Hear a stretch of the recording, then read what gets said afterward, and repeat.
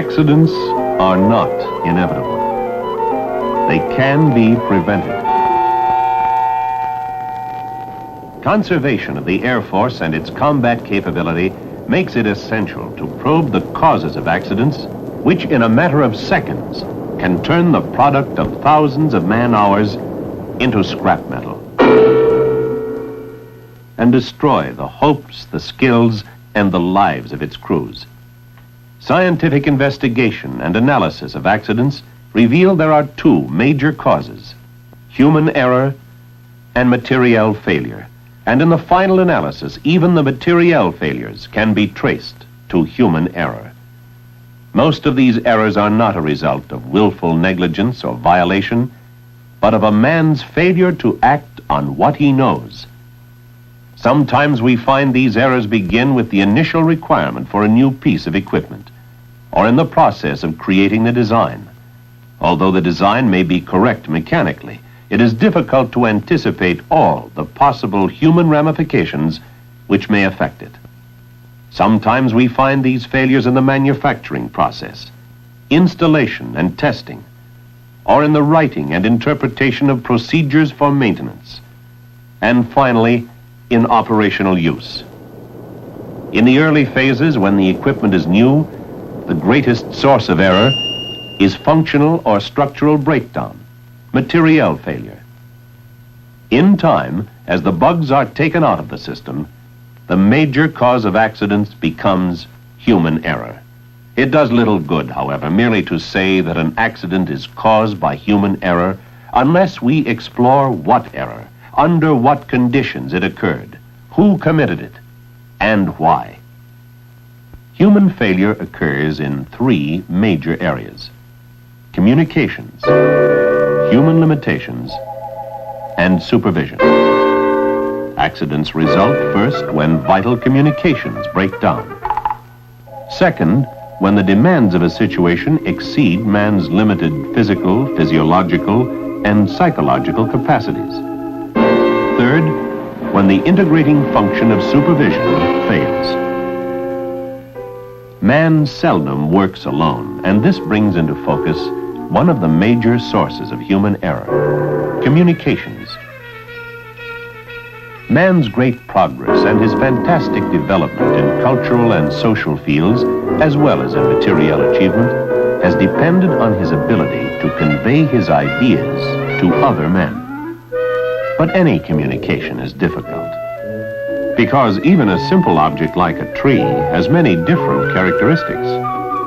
When a man tries to describe it to someone else directly, with words and gestures, he frequently fails.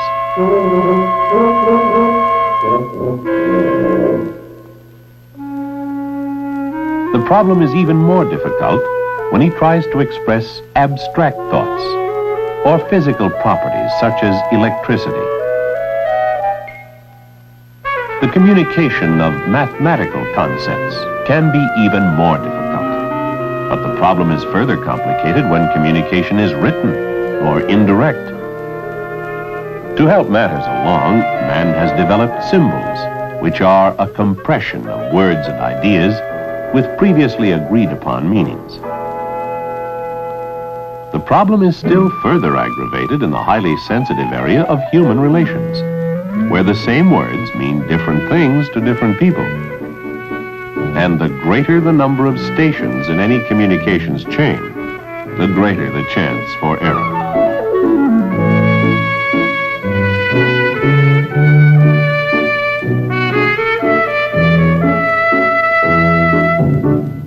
If you want your communication to be accurate, check with the source.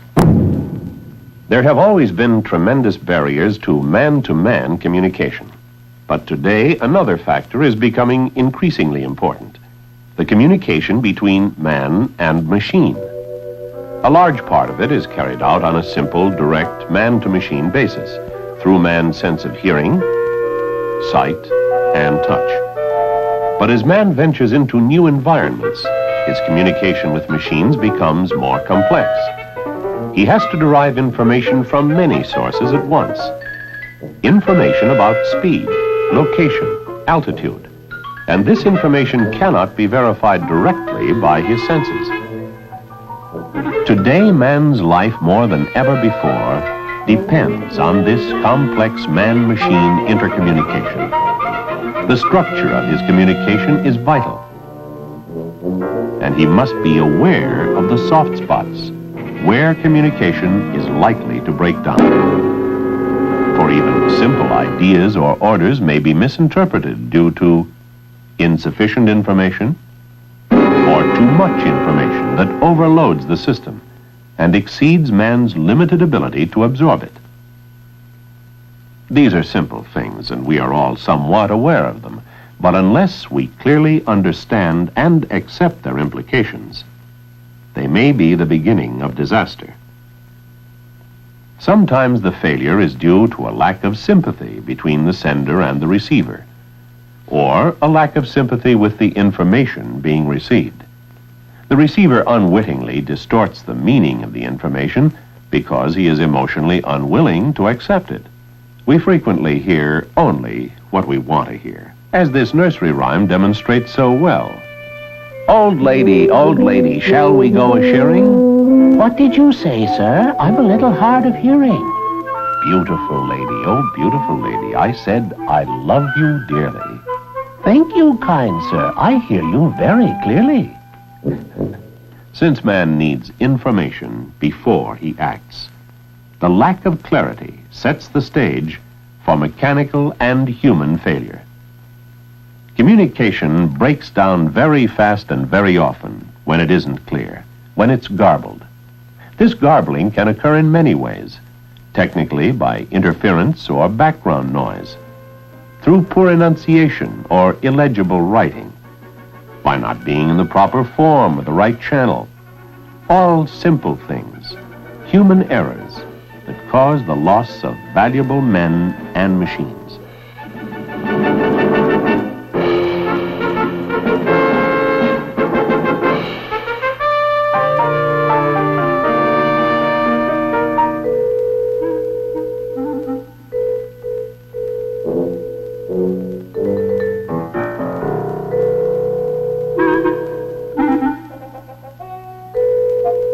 During the period of recorded history, there is little evidence to indicate that man has changed in any major respect.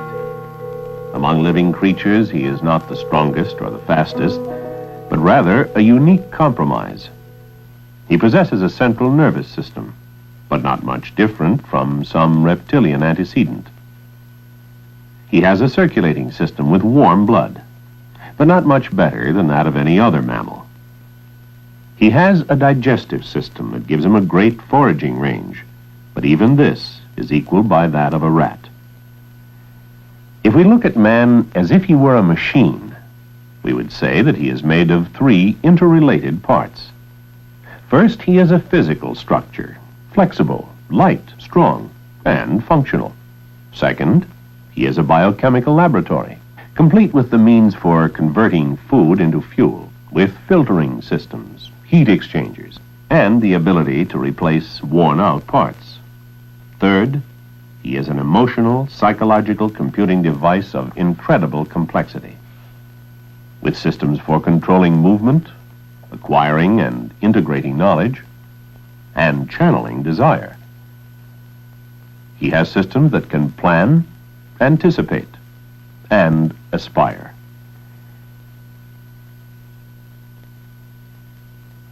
Modern man's aspirations carry him into new and hostile environments.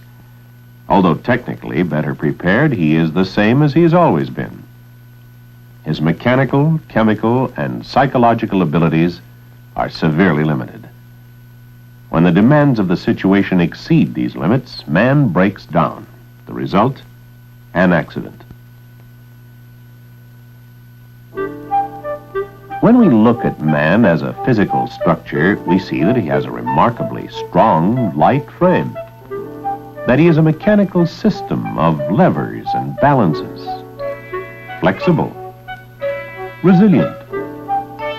But in spite of his abilities, he has many built-in limits. He can only reach so far. He can train himself to do involved actions requiring coordination and timing, but he cannot perform maneuvers which are too refined. He can only lift so much.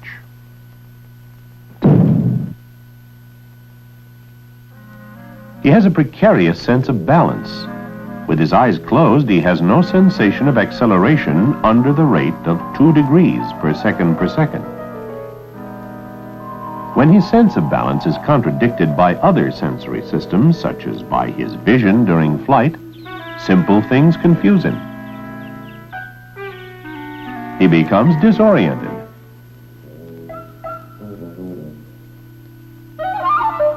And may get vertigo.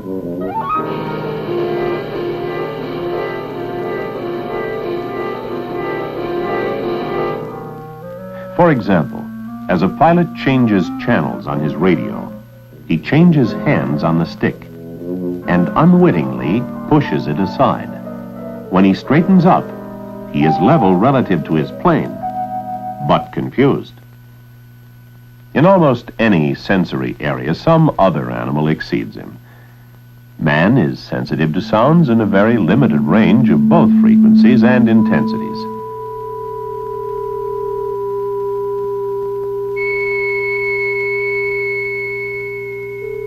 Man's noble companion and best friend hears much higher frequencies, above 20,000 cycles per second.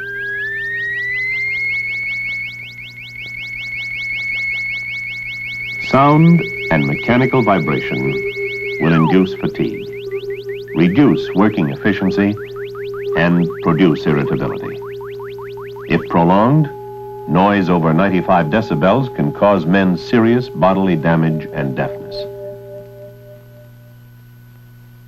Many creatures surpass man in tactile sensitivity. His sense of touch is severely limited. If shapes are too nearly alike, he can't tell them apart, even when it's important to him.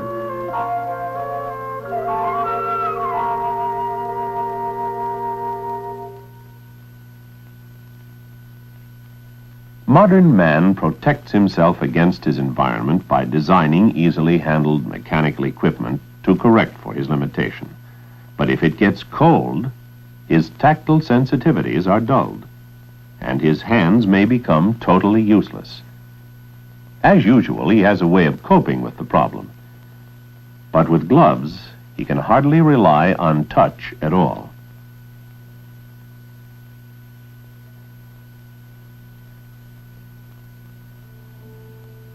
Man's vision is severely limited. Many birds can see better than he can. Man can only see so far. The size and shape of objects must be easily identifiable to be interpreted. He has problems with color and low levels of illumination. His visual world is full of optical illusions. He brings his own emotional attitudes to what he sees, and this may delude him.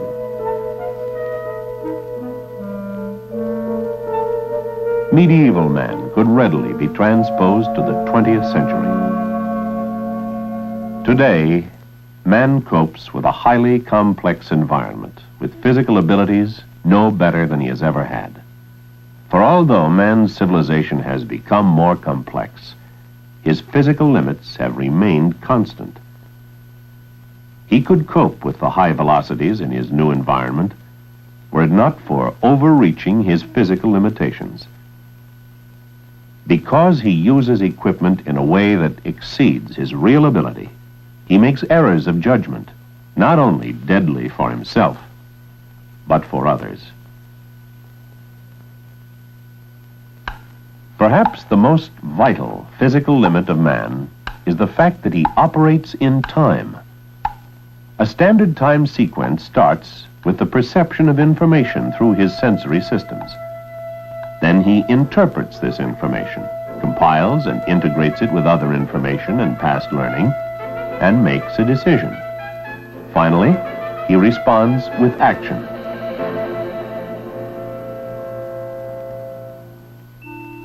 Man is not always aware of this time cycle.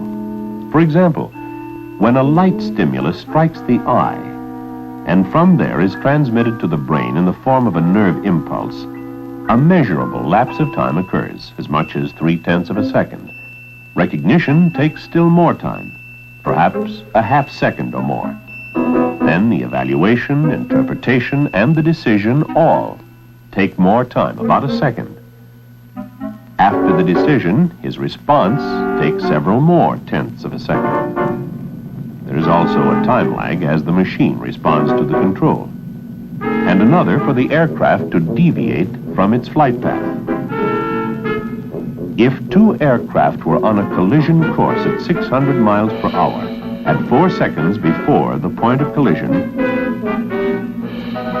these aircraft would be 1.3 miles apart. If excessive time were taken in any one of these steps, if the pilot were to look into the cockpit, look outside, and then refocus his eyes on the instrument panel, this action would take about 2 seconds. 2 seconds more than he has. A collision would be inevitable.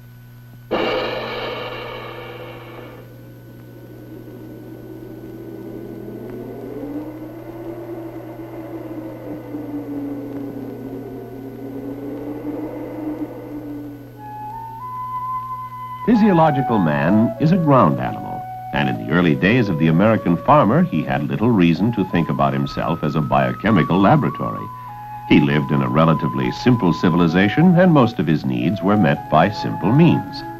He got plenty of sunshine and fresh air. His water was good to drink, and he grew most of his own food. He put in a hard day's work, but he got plenty of rest. Except for periods of illness, when his biochemical laboratory broke down as a result of disease, he lived, at least according to some romantic versions of history, a short but happy life. But man's incredible ingenuity and his insatiable lust for pioneering changed all that. Now there appears to be more automobile exhaust and industrial waste than fresh air. The work is easier, and he gets most of it done sitting down. He has plenty of leisure time, but gets very little rest. His periods of illness are more frequent, but less devastating, and his biochemical laboratory seldom breaks down completely, but gradually wears away, so that he lives, at least according to the contemporary novel, a long but miserable life. Although his tools are more complex, their operation is simple: scanning lights, throwing switches, and pushing buttons. The work is easier, but he lives in a highly dangerous environment. If he wants to stay alive, if he wants to prevent accidents, he must not only take technical precautions, but he must understand his own internal physiological limits.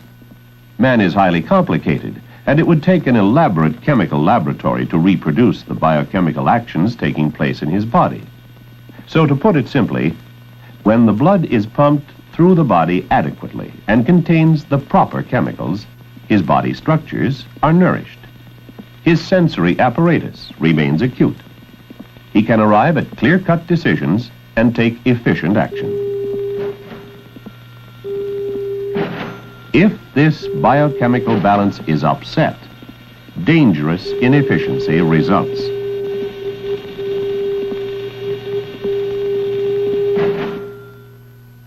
Man's most immediate chemical need is for the oxygen in the atmosphere. Without it, life can be sustained only a matter of minutes.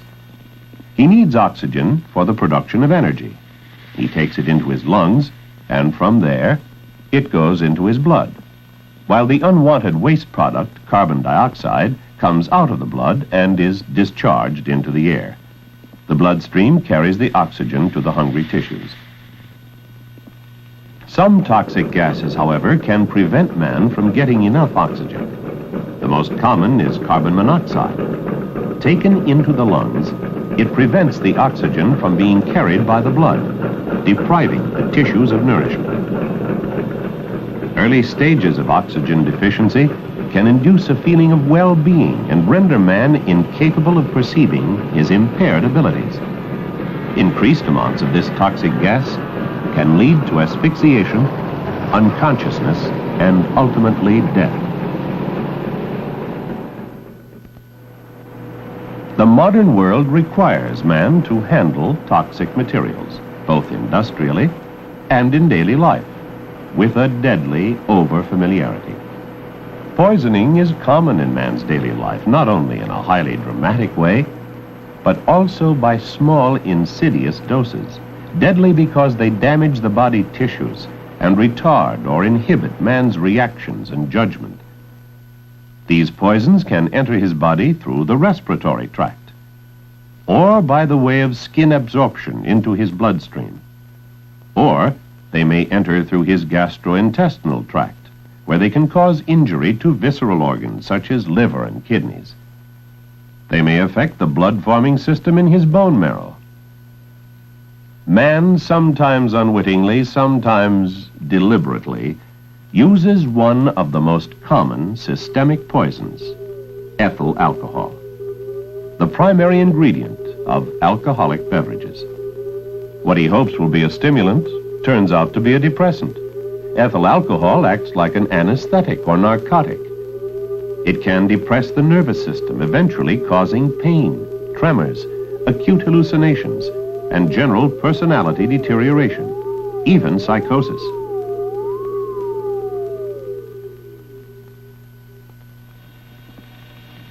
Proper nourishment is essential. Without it, the tissues may become dehydrated. Waste products build up in the bloodstream with nothing to displace them. The blood flows like a sluggish stream full of mud and debris, barely moving. This reduces man's efficiency and causes errors in his judgment. Similar malfunctions of man's body can occur during illness, and even medication may be a contributing factor. And this can be further complicated by self-medication. Perhaps one of the most frequently violated limits of man is his need for rest. Fatigue probably causes and contributes to more accidents than any other single factor. Fatigue may be brought on by either too much or too little physical activity. Efficiency decreases and man tolerates errors much more readily, and even fails to see that errors have been committed. After 48 to 72 hours without sleep, the body becomes extremely inefficient. Man grows highly irritable, and he is apt to fall asleep involuntarily at any moment.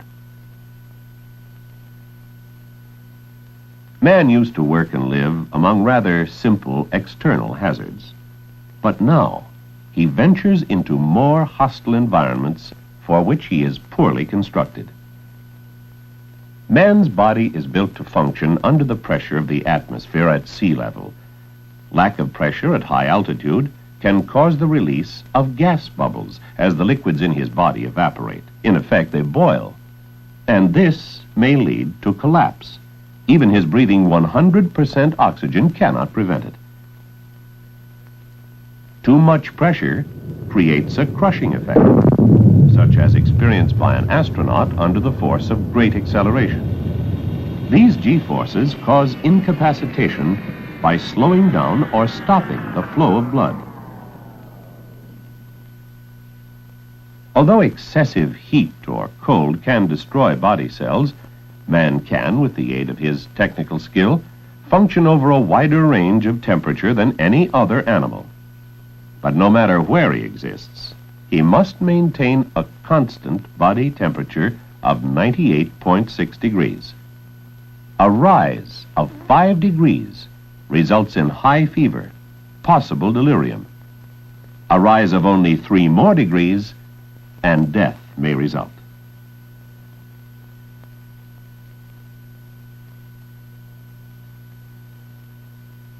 Man travels freely only within very narrow margins of pressure and temperature. He is further limited by his need for fuel, being able to survive about 30 days without food, 3 days without water, and little over 3 minutes without oxygen. It is indeed a small cage within which man lives, confined by pressure, temperature, and fuel limitations. By fantastic technical skill, however, man has succeeded in expanding his living working area into outer space.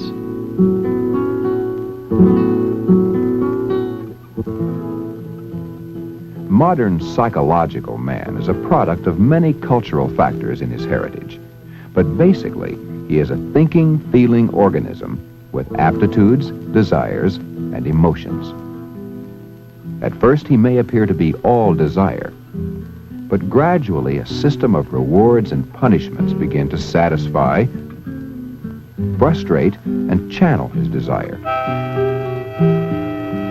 He responds with varying emotions. When the desire ends in gratification and satisfaction, he responds with pleasure and with love. When frustrated by punishment, he responds with hostility and self-destructive action. As the emotional fabric of his life becomes more complex, both fear of punishment and the desire for satisfaction give rise to anxiety. Just as he develops emotionally in these early years, he also begins to show a variety of aptitudes and abilities. Every man is born with different aptitudes. But no man comes automatically equipped with knowledge.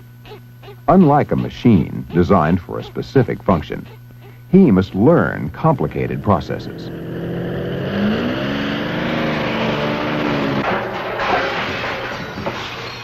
We can't avoid errors during this period, but if we're willing to accept man's psychological limits as applied to learning, we can minimize them.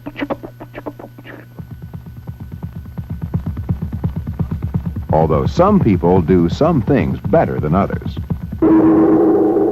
everyone has much to learn.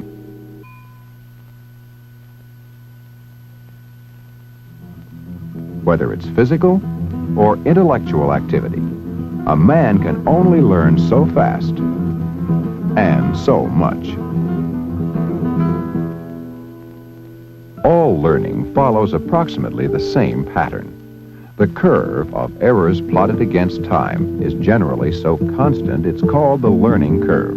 With practice, each period of time is marked by a decreasing rate of errors. The curve gradually smooths out at some level of efficiency less than perfection. When learning has reached an acceptable level, man must still practice to retain what he's learned. Learning is a slow process because forgetting is a reality. Man forgets at a measurable rate. Of all the new information received during a given lesson, but not yet thoroughly learned, he generally forgets half in the first 24 hours. After that, he gradually forgets more and more until complete forgetting has apparently taken place. After a long lapse, he must learn all over again. However, when something is learned, some undefined change takes place in the nervous system, so that although learning was difficult, forgetting is also difficult. For instance, in aircraft design, great care must be taken when changing the location of important switches, for habit may now interfere with new learning. In periods of stress, man will frequently revert to the old way. This matter of unlearning is more of a problem as man gets older.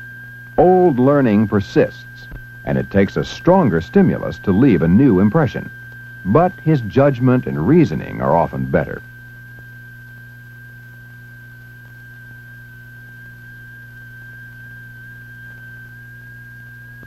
Although he reacts slower, he solves his problem from a store of experience.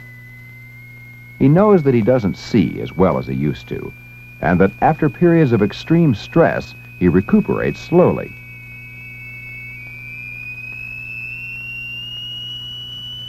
His responsibilities have increased, and he remembers the untimely death of many of his contemporaries. All these factors combine to increase his caution. Then his caution wisely tempers his action and allows him to get more satisfaction from his work.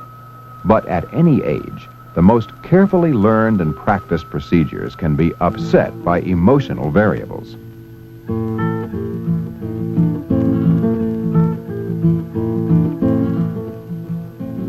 If two people have the same basic talents and training, the one with the greatest motivation will consistently perform better. When a man has personal problems, worries, or tensions, they can be expected to interfere with his performance. For man is easily distracted. He can become preoccupied with problems unrelated to his job, or his attention can be over-channelized so that one task alone may monopolize all his energy. Man needs psychological food as well as any other kind of nourishment to cope with today's problems. For instance, he needs love, so he frequently suffers from get-home-itis, shortcutting his work to hurry home. Sometimes with disastrous results to his associates and to himself. Casual observation does not reveal man's conflicting emotions or the causes, but man has emotional limits, and these affect his attitude toward his work. With loss of love, he becomes depressed or hostile. With too much love, with overprotection, he becomes too dependent and lacks confidence. He needs some recognition, reward, status. Otherwise, he becomes frustrated, indifferent, or an exhibitionist. But with too much recognition, he can become self-centered and egotistical.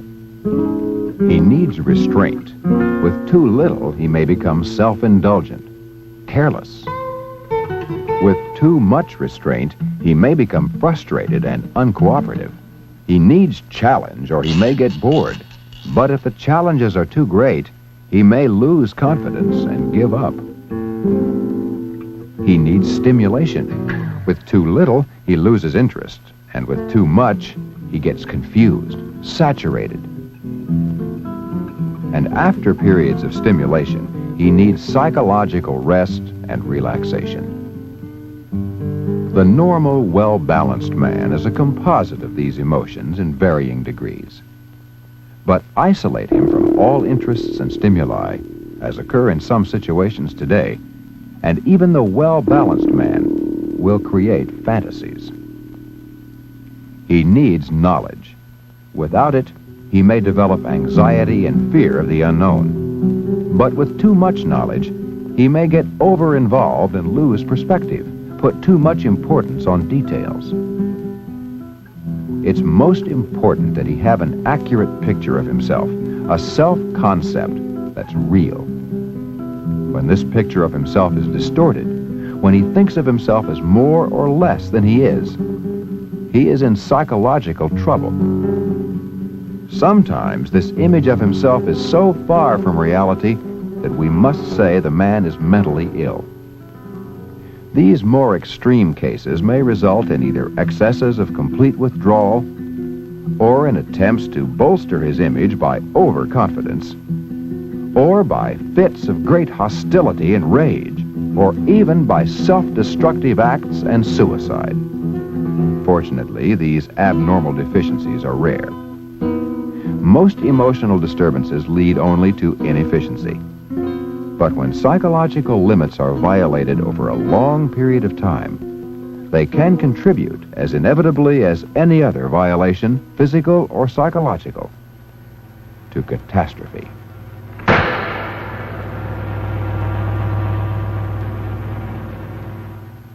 Human errors occur in three broad areas. In communications, when man's interpersonal relations with his environment, with other men and machines, break down. Accidents also occur when the demands of a situation exceed man's physical, physiological, and psychological limits, or when the integrating function, which is supervision, fails. The key to the entire process of decreasing the demands upon the human capability is not only a clear awareness and understanding of the mission, but also controlled supervision at all levels of selection, training, and use. The supervisor has a unique role to play in safety and a unique responsibility. There is a good reason why 95% of the recommendations in accidents are directed toward the supervisor. In the final analysis, no matter how good the equipment or how reliable, no matter how well selected and trained the men, no matter how well aware they may be of their own limitations, no matter how clear-cut the objective of the mission, and no matter how well this objective may be communicated, unless they are all welded together, accidents happen. Supervision is this welding together of man, machine, and mission, this integrating effort that gives strength to the whole structure. It is the tool man can best employ to combat human error. And you are a supervisor, whether you are an executive officer with authority ranging over a great and complex organization, or a technician cracking the whip on the line during an operation, or even when you work alone. For perhaps the most vital facet of supervision is self-supervision. The same basic principles apply at every step of an operation and at every level of command. A supervisor must first know the mission, the plan and its goals, the importance of success, and the results of failure. In every instance, he should know as much about the plan as is required, his place in it, and the place of every machine, and of every man working for him. Then he must be sure the details of the plan can be communicated properly, that the channels up and down the chain of command are functioning well. He must have some system for monitoring the mission, for getting feedback, and for following through himself to be sure the job is getting done safely and well. Once he has the program or mission firmly in mind, he must be able to assign the right task to the right man. To do this, he must know his own strengths and weaknesses, the strengths and weaknesses of his machines, and perhaps most important of all, he must know his men, what they can do and what they can't. He must be sure when he makes the assignments that each man has the authority commensurate with his responsibility and accepts these limits, so there will be no passing of the buck. A man can delegate authority, but he can never abdicate his responsibility. A supervisor must back up his men with effective supporting procedures for the maintenance and operation of the machines, with technical orders, checklists, and in special areas with special systems like nuclear weapons, with access control, and with challenge and response checks. Here it must be absolutely clear that there is no margin for error. In every system, he must always remember that he is dealing with men as well as machines. And men have basic needs for attention, to be a part of the program, to be able to make suggestions, and have them evaluated and accepted when they are valid. He must be able to see the job from their point of view, what problems they may have. Finally, he must be certain that he provides the security of a safe working environment. When all this is accomplished and the plan is in operation, he still must be prepared for change. The original plan should be all-inclusive but flexible. Changing times constantly require new or modified equipment, new skills, and possibly different people. And he must ensure that as changes are introduced, his people are prepared for them with new information. He sees to it that every echelon is aware of and enforces these new procedures. But he must not expect a change to be accepted simply because it is for the better. He must recognize that any change is associated with emotional impact for the individuals involved in it. He must help resolve these emotional disturbances by providing a sympathetic ear, and where possible, an opportunity for more training. But he must never allow emotional problems involved in a change to compromise the mission. Finally, He must never allow his own supervision to become an end in itself. It must always be the means to accomplish the mission. His men have the knowledge to get the job done. He has the task of getting them to use that knowledge, to function at their best. If he succeeds, safety through good supervision will be integrated into every stage of the mission. If he fails, catastrophe. The mission is successful only when the integrating function of supervision welds together all facets of the man-machine environment. And whenever the demands of the situation are kept from exceeding man's physical, physiological, and psychological limits. Accidents are not inevitable. They can be prevented.